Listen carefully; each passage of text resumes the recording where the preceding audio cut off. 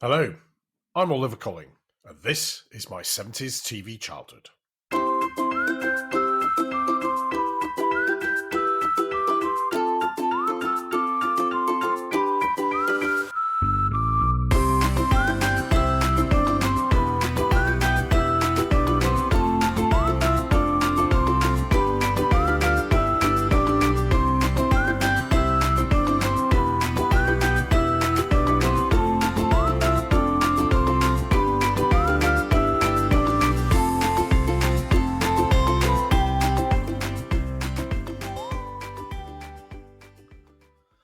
Hello, and a very warm welcome back to my 70s TV childhood, the podcast which aims to take you back to simpler times and remember what it was like to grow up during the 1970s in Britain and the central role which television played in our and our families' lives back then.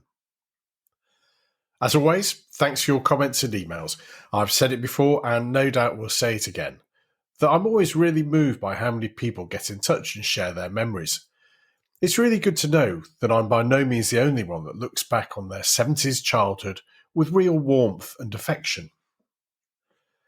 If you'd like to get in touch, you can do so by leaving a comment on our Facebook page at My 70s TV Childhood, tweeting us at 70s TV Childhood, going to our blog at www.my70stvchildhood.com, or by emailing me, Oliver at my70stvchildhood.com. Now, when I was growing up in the 1970s in Warrington, which is in the northwest of England, I began to notice how things started to change. Where I first lived, Padgate, which was then a village, began to see vast new housing developments being built on what had been green fields as part of the Warrington Newtown Development Corporation. Close to the house my family lived in was a vast open area which had once been a large RAF base used to introduce generations of young men to the delights of national service after the war. We used to go for walks on the camp, as it was known locally, and eventually that was built upon, creating a huge new community, which inevitably transformed what had been a village into something more like a suburb. What I suppose I didn't realise at the time was that there was a huge movement of people going on. Families were moving to my hometown from Liverpool, Manchester and Salford, and as the traditional industrial cities became depopulated, towns like my hometown Warrington grew. At primary school, I suddenly had lots of new friends with different accents, and what had been a medium-sized village school became very quickly an enormous school. I remember that there were over 50 children in my class during my last year there, and I wonder how the teachers managed. There were no classroom assistants, no SEN classes or anything like that, but I don't remember there being anything other than a happy, well-ordered class of children growing up together under the direction of the teacher. This was a phenomenon not just limited to the northwest. All over the country, the old traditional city centres were falling victim to the aspirational housing estates of the suburbs and the utopian visions of the planners of the new towns. Nowhere was this more dramatic than in the heart of traditional centres of manufacturing like Liverpool and Birmingham and Newcastle. And this is reflected on how television chose to see our changing country. In a previous episode, we took a look at one of the staples of the TV diet available during the 1970s, the sitcom, and many of you got in touch with your memories. I've been thinking about sitcoms again recently, largely because of something I've been listening to on the excellent BBC4 Extra radio station whilst driving to work in the morning. It has reminded me that several BBC TV programmes were re-recorded for broadcast on Radio 4 during the 1970s, and it's brought back memories of sitting in our kitchen at home listening to the likes of Dad's Army on the radio while my mother made tea.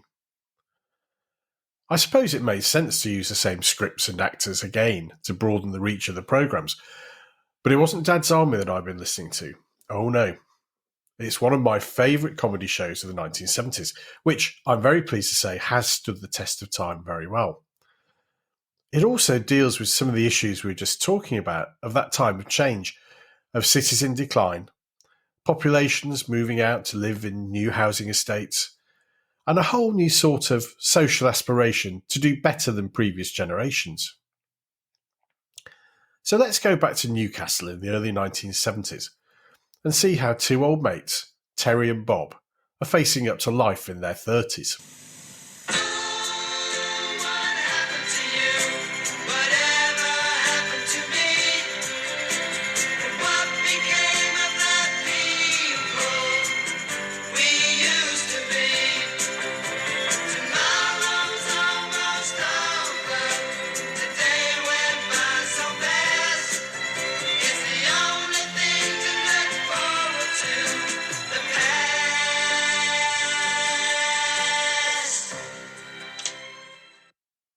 As I was saying, I managed to listen to the radio recordings of the first series of Whatever Happened to the Likely Lads during my morning commute this summer, and I have to say, they made me laugh out loud as I was driving and brought back memories of seeing some of the original shows as a child. That first series of 13 episodes was as close to comic perfection as a sitcom has ever been. I think it was down to a number of factors, not least the situation of the sitcom. For some reason, I managed to see many of the episodes when I was a child, and the show made a huge impression on me. Perhaps it was the first time I became aware of what I later found out was called pathos. Two friends realising that their youth was probably the best time in their lives, and realising that their youth had gone, and that the future wouldn't quite be the same. For those of you who don't remember the show, it was a sequel, and one of those rare things, a sequel, which was better and more fondly remembered than the original series it was based on. The original show, The Likely Lads, was broadcast on the BBC between 1964 and 1966, and it focused on two young men in their 20s living in Newcastle, pursuing their common interests of drinking, football and girls, although not necessarily in that order. The lads, Terry Collier, played by James Bolam, and Bob Ferris, played by Rodney Bewes, were best mates having grown up together, and now faced up to working in a factory whilst trying to be part of the swinging 60s, which seemed to be quite a tricky thing to do in the 1960s, particularly when you're in a city like Newcastle. And that was the whole premise of the original series, two ordinary boys in a northern city trying to get by and deal with the challenges of growing up into adulthood. Unfortunately, half of the original 20 episodes were wiped by the BBC, as was their policy in the 1960s and into the 70s. But very fortunately, that's not the case with the sequel. Going back to the situation, in the original show, Bob and Terry were solid working class boys, but Bob, like many of his contemporaries, hankered for something better and aspired to a more, well, let's call it middle class existence. The original series ended with Bob deciding to join the army, leaving Terry alone. But there was also a twist. Terry decided to join up to be with Bob, who eventually was turned down because he had flat feet. So, ironically, it was Terry who signed up and left Newcastle, and then set up the premise for the sequel, which began about 7 years later. Whatever Happened to the Likely Lads deals with ageing. What happens when we gradually come to realise that we are not the young lads or lassies about town, and that with age comes responsibility and change? And what does that all mean for old friendships and ways of life? The show opens in 1973 with Bob, now a three-piece suited man on the up, aspiring to join the ranks of the middle classes and preparing for his marriage to Thelma Chambers, played by Bridget Forsyth. After which, they were going to settle down in middle-class bliss on the highly sought-after Elm Lodge housing estate, the acme of desirable 70s living. Over the years, I've watched many of the episodes more than once, and what stands out for me is the quality of the storylines and the writing, as well as excellent performances, especially by the two leads. I differentiate between the first series, which stands alone as a masterpiece of comedy, and the second series, which didn't quite hit the mark in my opinion, largely because the main theme of the initial series was whether Bob and Thelma would actually make it to the altar or not. So I suppose the credit for this comes down to the creators of the show, Dick Clement and Ian Frenais. And they're now one of the most famous script writing teams in the world, and their joint CV covers some of the best-loved TV series and countless Hollywood films from the last 50 or nearly 60 years. They first got together to write the original Likely Lads series in the early 60s, and the success of that show, largely based on Geordie Lafrenais's experiences of growing up in Newcastle, set them up on the way to future hits like Porridge, Going Straight, and, of course, Auf Wiedersehen Pet, often cited as the most popular comedy of the 1980s. They've also enjoyed big screen success writing scripts for films like Still Crazy, Killing Bono, and Sean Connery's, dare we say it, slightly unwise attempt to return as James Bond in Never Say Never Again. Each episode of that first series of Whatever Happened to the Likely Lads can be watched and enjoyed in isolation, which I think demonstrates the quality of the show. Yes, the underlying inevitable crawl of Bob towards his wedding day, and the growing realisation that Terry and his relationship will never be quite the same, is a constant presence. But most episodes pursue a self-contained narrative, which often packs an unexpected punch. In the first episode, we meet Bob and Thelma sitting in their new home, having a slideshow of their photo collection. Do you remember slideshows? At one point during my childhood, it seemed like you couldn't do anything without being subjected to people's slides, a bit like torture. We had slideshows from friends showing their holiday photographs, like Bob and Thelma were doing. We had slideshows at primary school, either of pictures from sports day or from guest speakers who had an interest in, woodland creatures or who'd been to some interesting country in a different part of the world as part of their job. All very interesting, but from what I remember, most slideshows followed a similar pattern. The lights would go down, the presenter would start to click through far too many slides, which might be interesting to start with, but were very quickly descending to being extremely boring and go on far too long. And at the end, there was always a moment of surprise and panic once the lights came back on, as people were shocked back into consciousness. I do remember at primary school having a slideshow on road safety or keeping off the railway or something like that from a visiting police officer. And when the lights came up, several of our teachers had actually nodded off and were fast asleep. Anyway, not for the first time, I digress. Back to Bob and Thelma. Their lovey-dovey reminiscences are rudely disturbed when a photo of a roaring drunk Terry appears on the screen, and Thelma seems genuinely upset by the very thought of Terry. Incidentally, even though Bob and Thelma had bought a house together on the fancy new estate, there was never any suggestion of them living there before they were married, because they were worried about what the neighbours might think. Which shows that this aspiration to be middle class came with some interesting ideas of what behaviour would be morally acceptable.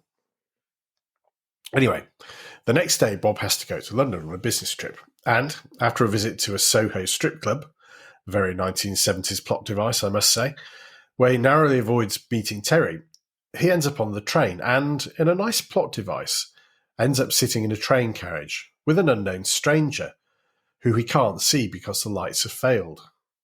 In the darkness, Bob tells his new acquaintance a little story.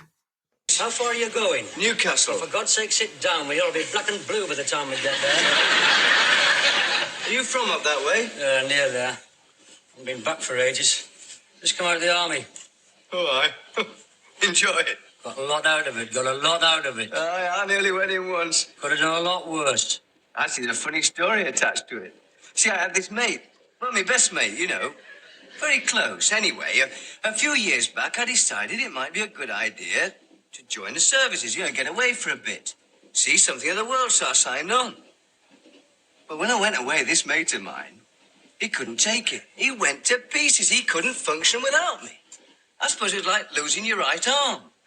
So he signs on just to be with me. And you'll never guess.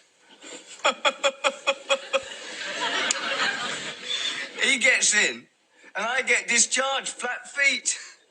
I'm free again, and he's in for 3 years. I can still see the look on his face. I still laugh when I think about it. I mean, it's a sad story in a way, because he hasn't spoken to me like since, but when you're telling a story, when you're telling someone else, you've got to see the funny side. You've got to laugh.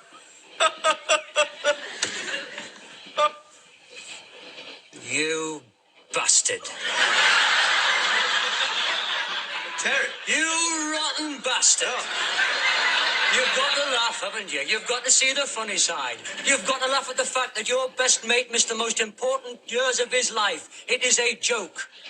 I'm very sorry, Terry. Sorry? What does that mean? That's what you said 2 minutes ago when you stepped on my foot. So the likely lads are thrown together again. Terry, now invalided out of the army with an injured knee and a failed marriage to a German woman, heads back to Newcastle to try and put his life back together and to reconnect with his old mates and haunts.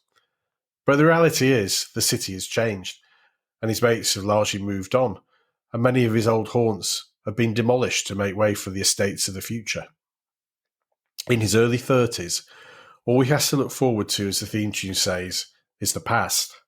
But in rekindling his relationship with Bob, he finds someone with whom he can share these memories and holds on to the brief promise that maybe Bob won't marry Thelma and things will be like they used to be. But of course, we all know Bob is always going to marry Thelma, and whilst Terry and Bob's friendship remains, it will never be like it was when they were young. If you haven't seen the show, you're probably thinking, well, this doesn't sound like a barrel of laughs. But Clementand and Frenais develop the characters and their personalities so quickly and convincingly that you become engaged with them right from the start, and you really care as a viewer about what will happen to them. As mentioned earlier, each episode in the first series is building towards the inevitable marriage of Bob to Thelma, despite Terry's efforts to put a spanner in the works, but they can be enjoyed on their own. For example, the episode I'll Never Forget What's Her Name deals with the two lads simply sitting, chatting and looking back at the girls they've been out with in the past, in the sort of conversation that happens every day between old friends. Both Terry and Bob show a bit of bravado in recalling past romantic triumphs, but gradually come to the realisation that even though they both went out with lots of girls and young women, that neither was quite the Lothario they once imagined. The most famous and well-remembered episode of the show was called No Hiding Place, and it centres around an issue which bedevilled football fans of all ages in the 1970s: how to avoid finding out the score in a football match, the highlights of which were due to be shown later that evening. Now just cast your mind back to the days when the only live football on television was the FA Cup final, and then we had the World Cup and the European Championships every couple of years. Everything else, until the advent of Sky's coverage in the 1990s, was highlights only. Thank God I hear my wife saying if she's listening to this episode. Yes, this episode revolves around Bob and Terry trying to avoid hearing the score of an England match played in the afternoon, and the attempts of their mate Flint, played by the great Brian Glover, to let them know the score, all made more interesting by a £10 bet on it, which, I have to admit, was a lot of money in 1973. I'm sure many of you remember the storyline, but after lots of narrow misses, Bob and Terry end up back at Bob and Thelma's new house with the curtains drawn, ready to watch the highlights. Terry then admits he caught a glimpse of a billboard as they were driving in a taxi through the city centre. Pre-match nerves, I expect. We're almost there. You know, I would have thought Flint would have given us more of a run for his money. It's been quite easy, hasn't it? There was one very dodgy moment. Yeah, you mean in the church? No, in the hospital. When I came round, I caught a glimpse of the headlines in the Evening Chronicle. Oh, why didn't you tell me? Well, I didn't want to upset you. So why upset me now? I've been upset on my own for the last 4 hours. It's all right. I'm not going to say anything. Oh, you've got to tell me now. You can't just say that, then not tell me. I want to know. I've got to know. I didn't see the score. I only saw England F. Pardon? England F. I saw the word England, then the first letter of the second word. F, see? Oh, my God. Well, that's it, isn't it? It's obvious. England flop. Not necessarily. Or England fail. Or England fiasco. Oh, get a grip of yourself, man. You're falling to pieces. It could be anything. It could be England fight back. Oh, why? After early setback. Fight back after early setback, yes. Yeah. Or England forge ahead, or even England 5. Or England fade. Why did you have to tell me? Oh, shut your face, man, will you? And then, as the boys are about to watch the match, Flint comes in. Bob had forgotten to lock the door, and despite his trying to let them off the bet, They send him away with £10 in his hands, and then settle down to watch the game. You legless twit. Why didn't you make it open house? Invent that one-legged news vendor round and all. Oh, shut up. Shut up and pipe down. Still got the match to enjoy? Let's at least salvage something from today. We still don't know what it was England effed. England find their touch. England failed to save Ferris a fiver. A tenner. You'll get your money. We're now taking you over to Vienna for the finals of the European Figure Skating Championships. You what? This replaces the England-Bulgaria soccer match, which was postponed earlier today because of a waterlogged pitch. England. Flooded out.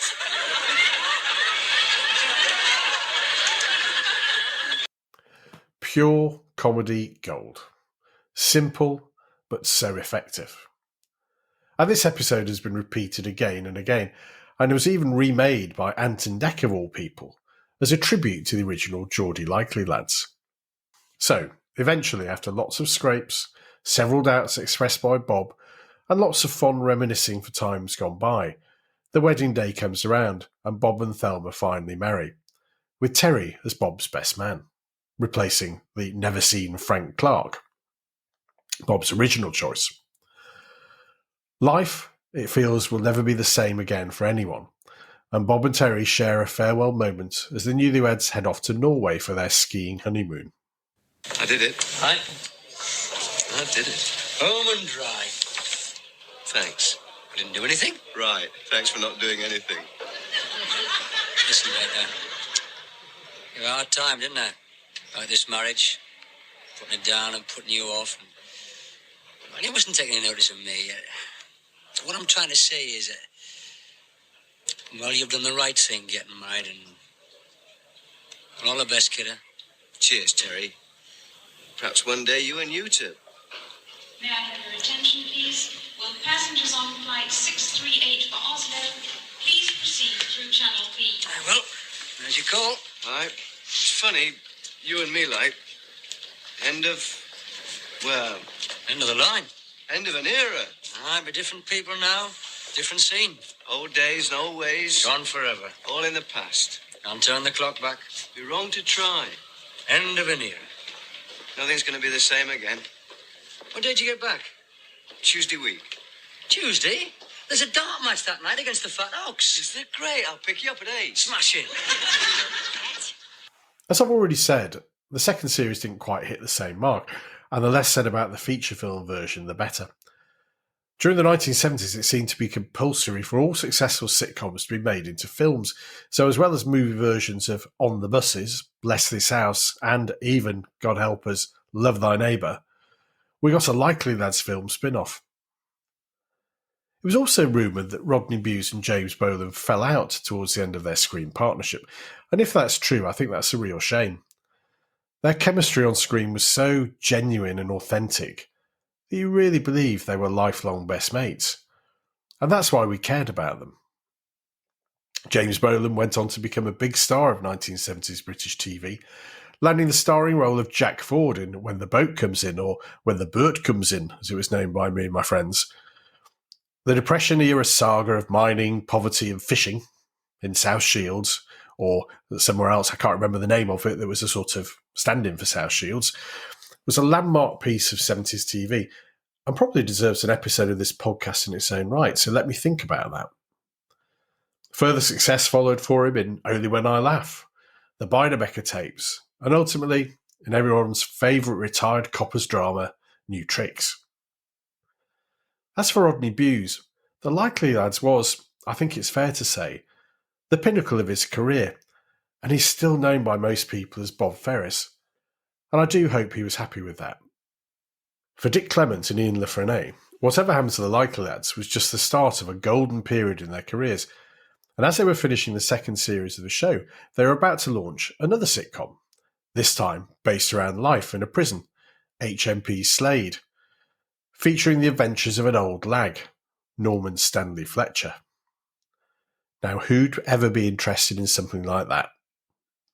More in a future episode, I suspect, so watch this space.